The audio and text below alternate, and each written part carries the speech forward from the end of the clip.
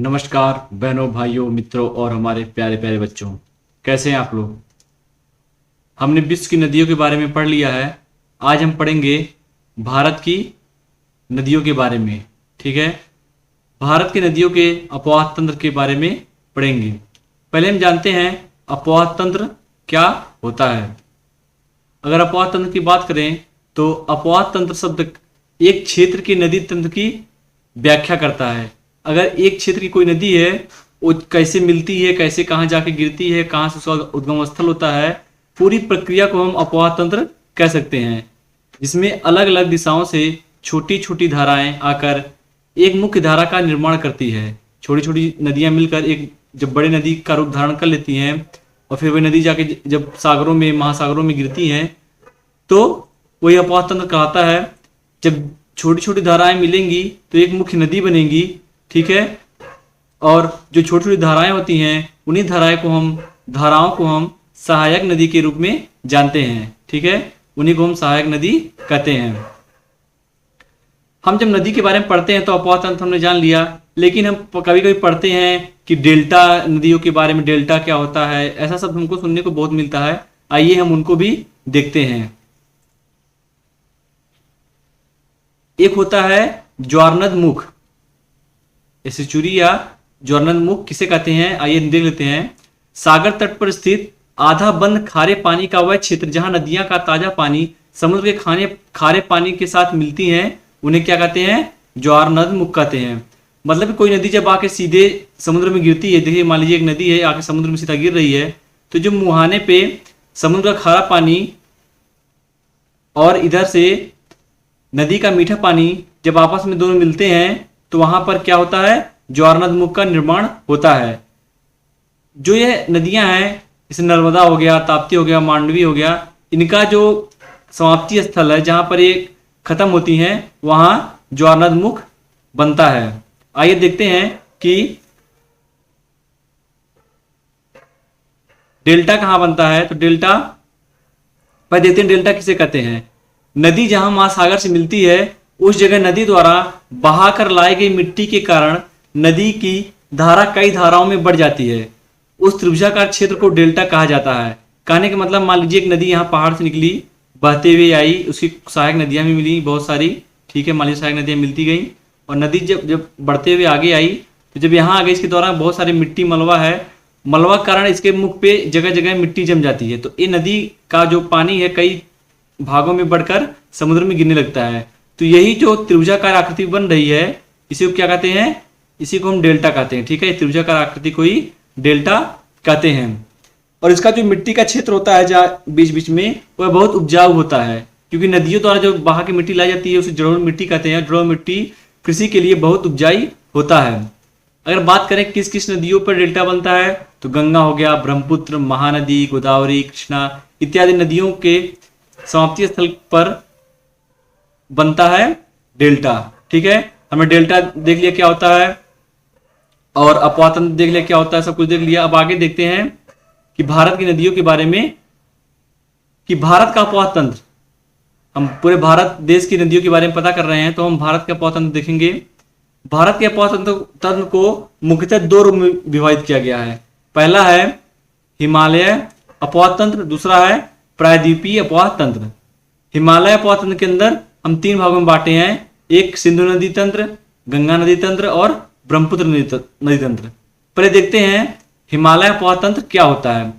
जो नदियां हिमालय से निकलती हैं उन्हें हिमालय अपवाह तंत्र के तहत रखा गया है। मतलब जो हिमालय के क्षेत्रों से निकलती हैं उन्हें हिमालय अपवाह तंत्र के तहत रखा गया है। उनमें सिंधु नदी तंत्र, गंगा नदी तंत्र और ब्रह्मपुत्र नदी तंत्र है।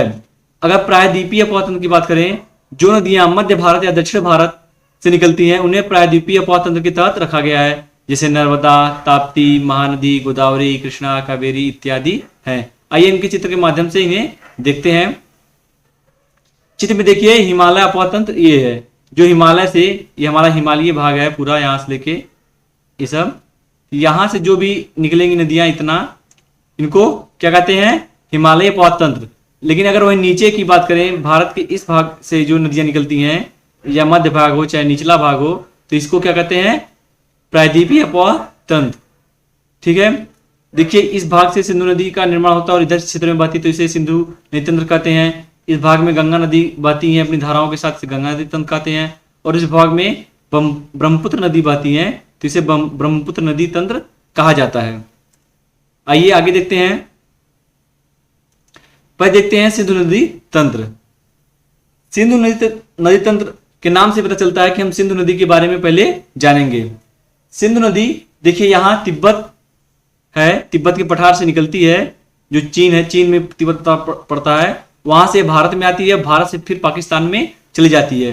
तो हम कह सकते हैं कि सिंधु नदी 3 देशों में बहती है। कहाँ कहाँ? चीन, भारत और पाकिस्तान में। यह चीन के मानसरोवर झील के निकट से निकलती है। जो मानसरोवर झील यहाँ पर है चीन में, तिब्बत पठार में, वहां से निकलती है और फिर उत्तर पश्चिम में बहती हुई भारत के लेह और लद्दाख में आती है। ठीक है, और इसी के नजदीक ही इसकी तट पर लेह नामक शहर स्थित है, जो भारत का लेह है। ठीक है, और बहते हुए लद्दाख के दमचोक के पास भारत में जो प्रवेश करके हुए सिंधु नदी आगे बढ़ते हुए फिर ये कहाँ जाती है?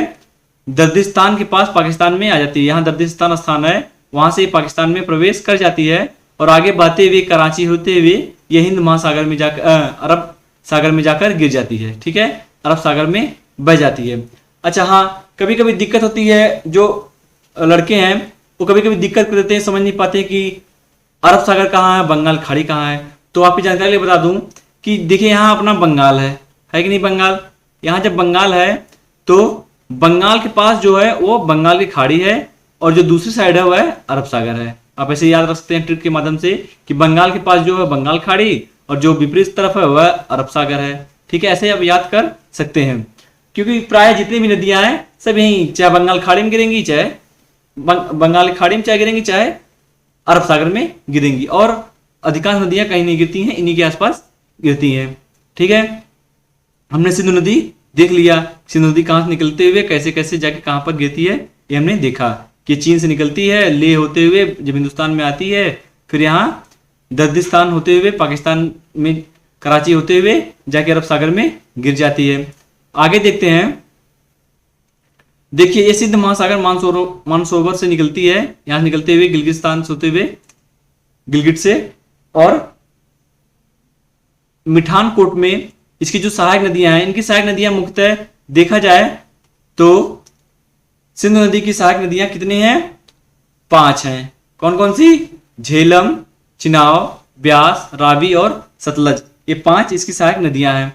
आइए सिंधु नदी के बारे में थोड़ा डिटेल से जान लेते हैं, जिससे हमें कोई दिक्कत ना हो। ठीक है, 5 नदियां हमारी कौन कौन सी हैं? झेलम, चिनाव, रावी, ब्यास और सतलज।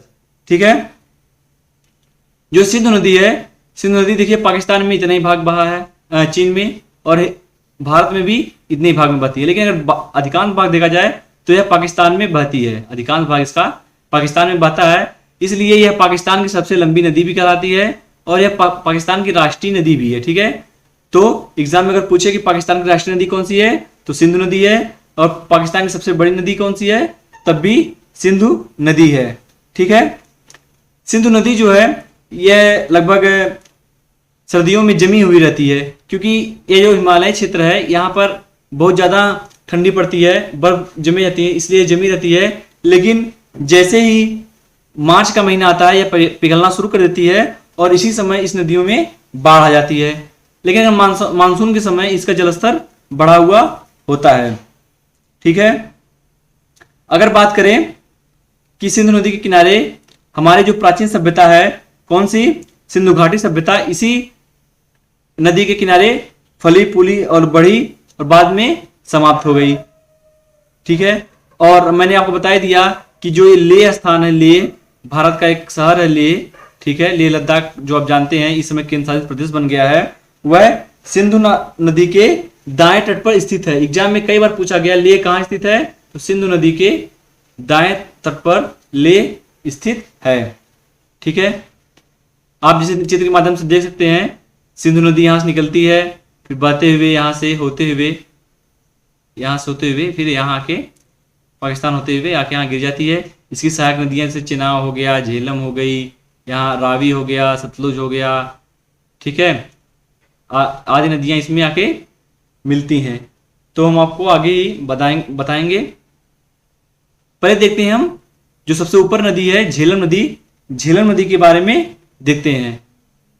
तो झेलम नदी के किनारे एक क्वेश्चन पूछता है एग्जाम में, झेलम नदी के किनारे कौन सा प्रमुख शहर स्थित है? तो झेलम नदी के किनारे श्रीनगर स्थित है। ठीक है, झेलम नदी आप देख सकते हैं यहां से लेके झेलम नदी यहां से बहती है और यहाँ आके चिनाव नदी में मिल जाती है। ये आपकी झेलम नदी है। ठीक है, उत्तरी भारत में बहने वाली यह एक नदी है और वितस्ता, ठीक है, आप नोट कर लेना, वितस्ता झेलम नदी का वास्तविक नाम है, क्योंकि पहले इसका नाम वितस्ता ही था, बाद में इसको झेलम नदी कहा गया। और कश्मीरी भाषा में, क्योंकि कश्मीर में बहती है तो कश्मीरी भाषा में इसे क्या कहते हैं? व्यथ, व्यथ नाम भी इसका है।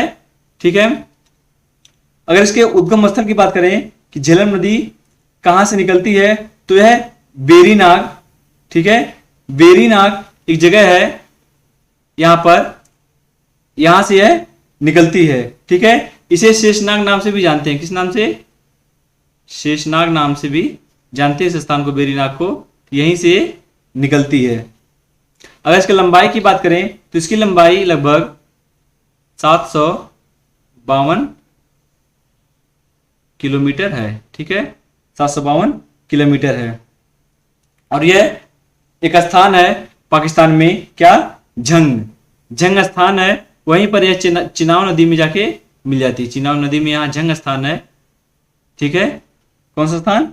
झंग एक स्थान का नाम है, इसी के पास जाके चिनाव नदी में मिल जाती है। ठीक है, अब आगे बात करते हैं दूसरे नंबर की नदी चिनाव नदी के बारे में। तो चिनाव नदी को कहीं कहीं हम चेनाव या चिनाव नाम से जानते हैं। ठीक है, देख लीजिए, यह चिनाव नदी यहां से स्टार्ट होती है और यहां से बहते हुए आगे बढ़ती है, फिर इसमें झेलम नदी यहां मिल जाती है, आगे आती तरावी नदी मिल जाती है। ठीक है, फिर और आगे आने पर यहाँ पर सतलज नदी मिलती है और सतलज नदी में ही ब्यास नदी मिलती है। मतलब कह सकते हैं कि सिंधु घाटी जो सिंधु नदी है, उस नदी की जो सहायक नदियां हैं उसमें सबसे महत्वपूर्ण नदी चिनाव का है, क्योंकि चिनाव नदी में बाकी सब नदियां आके मिलती हैं और फिर चिनाव लास्ट में जाकर सिंधु नदी से मिल जाती है। ठीक है, अगर बात करें तो यह भारत के हिमाचल प्रदेश के लाहौल और स्पीति जिले के ऊपरी हिमालय में तांडी में चंद्रा और भागा नदियों के संगम से मिलती है। मतलब चिनाव नदी है, यहाँ दो छोटी छोटी नदियां हैं जिनका नाम है चंद्रा और भागा। जब इन दो नदियों का संगम होता है तो वहां से चिनाव नदी बनकर चलती है। ठीक है, जब यहां से बनकर चलती है तो इसको ऊपरी भाग में क्या कहता है? चंद्रभागा नाम से भी इसको जानते हैं। तो अब नोट कर लीजिएगा, चिनाव का नाम चंद्रभागा भी है। ठीक है, यह सिंधु नदी की एक सहायक नदी है। हमने आपको बता दिया कि जो सहायक नदियां होती हैं जब बड़ी नदी में मिल जाती हैं तो वह सहायक नदियां कहलाती हैं। ठीक है, अब आइए इसके बारे में थोड़ा बहुत जानते हैं कि यह जम्मू से निकलती हुई है। ठीक है, और पंजाब होते हुए फिर ये पाकिस्तान में चली जाती है। अगर इसकी लंबाई की बात करें तो इसकी लंबाई लगभग 960 किलोमीटर है। ठीक है, कितना? 960 किलोमीटर। ठीक है, 960 किलोमीटर इसकी लंबाई है। और मैंने आपको बता दिया कि चिनाव में झेलम, रावी, ब्यास, सतलज आदि नदियां आके मिलती हैं, तब ये पंच नदी का निर्माण करती हैं। और जब पंच नदी का निर्माण हो जाता है तो यही पंच नदी जाके सिंध नदी में मिल जाती है। इसके बाद सिंध नदी आके अरब सागर में गिर जाती है। ठीक है, अब हमने झेलम पढ़ लिया, चिनाव पढ़ लिया, अब पढ़ते हैं रावी नदी। ठीक है, आइए रावी नदी के बारे में हम जानते हैं। रावी नदी जो है उत्तर भारत में बहने वाली एक नदी है। ठीक है, इसका ऋग्वैदिक कालीन में नाम क्या था? परुषणी। परुषणी नाम इसका पुराना नाम नोट कर लीजिएगा आप। अगर पूछे परुषणी नाम किस नदी का नाम है तो इसका नाम रावी नदी का नाम ही परुषणी नदी है, तथा इसे लाहौर नदी भी कहा जाता है। ठीक है, लाहौर नदी के नाम से भी इसे जाना जाता है। यह अमृतसर और गुरदासपुर की सीमा बनाती है। जो अमृतसर और गुरदासपुर दो प्रमुख शहर हैं पंजाब के, उनके बीच की यह सीमा बनाती है। रावी नदी हिमाचल प्रदेश के कांगड़ा जिले में रोहतांग दर्रे से निकलकर हिमाचल प्रदेश, जम्मू कश्मीर, पंजाब होते हुए पाकिस्तान में बहती हुई झांग जिले की सीमा पर चिनाव नदी में मिल जाती है। ठीक है, मैंने आपको बताया था जब रावी नदी यहां से निकलती है तो यह पंजाब, जम्मू कश्मीर, पंजाब होते हुए जब पाकिस्तान में जाती है तो यह झांग नामक स्थान है जहां पर झेलम पहले मिलती है, फिर बाद में आके रावी नदी चेनाब नदी से मिल जाती है।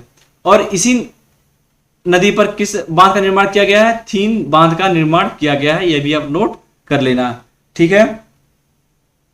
अगर और बात करें रावी नदी के बारे में तो रावी नदी के तट पर ही लाहौर शहर स्थित है। कौन सा? लाहौर। जो पाकिस्तान का लाहौर शहर है वह इसी नदी के तट पर स्थित है, इसीलिए इसे लाहौर नदी भी कहा जाता है, ठीक है। अब आगे देखते हैं। और हाँ, नोट के लिए आप ये भी कर लेना कि जो रावी नदी है वह सिंधु नदी की सबसे छोटी सहायक नदी है। हमने झेलम देख लिया, चेनाब देख लिया, रावी देख लिया। अब बात करेंगे ब्यास नदी के बारे में, ठीक है। अगर ब्यास नदी की बात करें तो ब्यास नदी पंजाब के, जो भारत में पंजाब पड़ता है उसके पास हिमाचल प्रदेश जो है वहां से बहने वाली प्रमुख नदी है। और इस नदी की लंबाई कितनी है? 770 किलोमीटर। देखिए ब्यास यहां से निकलता है, पंजाब के यहां से, हिमाचल प्रदेश के बगल में पंजाब यहां से निकलता है और इसकी नदी की लंबाई 470 किलोमीटर है। यह पंजाब की 5 प्रमुख नदियों में से एक है, ठीक है, क्योंकि पंजाब का नाम इसीलिए पड़ा है कि यहाँ की 5 प्रमुख नदियां हैं, इसलिए इसको पंजाब कहा जाता है। इसका उल्लेख ऋग्वेद में केवल एक बार है। बृहद देवता में शतुद्री या सतुलिज और विपाशा का उल्लेख है, ठीक है। अगर हम ब्यास नदी के बारे में बात करें तो ब्यास नदी कुल्लू मनाली आपने सुना होगा, हिमाचल प्रदेश, कुल्लू मनाली, उसी के पास एक कुंडा नामक स्थान है, वहीं से ब्यास नदी निकलती है, ठीक है। और कुंडा कहां पड़ता है? रोहतांग दर्रा। जो रोहतांग दर्रा है, अभी हमने चेनाब पढ़ा, आदि रावी पढ़ा, रावी के जहां रोहतांग दर्रा से निकलती है, ब्यास भी उसी के बगल से रोहतांग दर्रा से ही निकलती है। और आपके ज्ञान के लिए बता दें, जब ब्यास नदी सतलज नदी से मिलती है तो जहां इनका संगम होता है वहीं से जो भारत की सबसे बड़ी नहर इंदिरा गांधी नहर है, वहीं से इसका निर्माण किया गया है। और यह नदी हमारे पंजाब, राजस्थान आदि क्षेत्रों को सींचती है, ठीक है। और इस नदी की लंबाई, इस नहर की लंबाई लगभग 470 किलोमीटर है। किस नदी की? किस नहर की? इंदिरा गांधी नहर, जो भारत की सबसे लंबी नहर है, ठीक है। और यह कहां से निकलती है? जहां पर ब्यास और सतलज का संगम होता है, उस स्थान का क्या नाम है? उस स्थान का नाम है हरिके, ठीक है,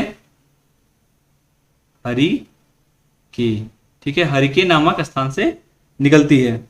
आगे बात करें तो सतलज नदी की, जो हमारी लास्ट नदी है। सतलज नदी की बात करें तो उत्तर भारत में बहने वाली यह एक सदा नीरा नदी है, मतलब जो हमेशा पानी से भरी होती है। इसका पौराणिक नाम सतुर्दी, ठीक है, सतुर्दी है, ठीक है, आप याद रख लेना, सतुर्दी नदी है सतलज नदी का पुराना नाम। इसकी लंबाई पंजाब में बहने वाली 5 नदियों में सबसे अधिक है, ठीक है। पंजाब में जो 5 नदियां बहती है, सबसे लंबी नदी कौन सी नदी है? सतलज नदी। यह पाकिस्तान से होकर बहती है। दक्षिण पश्चिम तिब्बत में समुद्र तल से 4600 मीटर की ऊंचाई पर इसका उद्गम मानसरोवर के निकट राक्षस ताल से होता है, ठीक है। तो आपने देखा कि जो सिंधु नदी थी वह भी तिब्बत के मानसरोवर से निकली है और सतलज नदी भी तिब्बत के मानसरोवर से निकली है। दोनों नदियां तिब्बत के मानसरोवर से निकली हैं। और जितनी नदी थी हमारी झेलम, चेनाब, ब्यास या रावी, यह सब भारत में ही उनका उद्गम स्थल है। लेकिन जो सबसे ऊपर और सबसे छोटी सबसे नीचे नदी है वह चीन से निकलती है। चीन में कहा? तिब्बत में कहा? मानसरोवर झील से, ठीक है। तो हमारा जो सतलज नदी है, सतलज नदी का जो उद्गम स्थल है राक्षस ताल, वहां से होता है। और इसका स्थानीय नाम क्या है? लेंगचेन खंबाब, ठीक है, लेंगचेन खंबाब इसका वहां का लोकल नाम है, मतलब स्थानीय नाम है, ठीक है। फिर यह सतलज निकलती है, आगे इसको ब्यास मिल जाती है और ब्यास नदी जहां मिलती है वहां से फिर इंदिरा गांधी नहर निकलती है। फिर आगे जाके यह रावी नदी, चेनाब नदी में मिल जाते हैं। जब चेनाब नदी में मिलते हैं फिर वहां से जब 5 नदियां हो जाती है तो इनको पंचनद नदी कहते हैं। फिर आगे बढ़ते हुए ये जाके सिंधु नदी में मिलते हैं और सिंधु नदी जाके अरब सागर में गिर जाती है, ठीक है। और बात है सतलज नदी पर ही जो भारत का सबसे ऊंचा बांध है भांगड़ा बांध, क्या?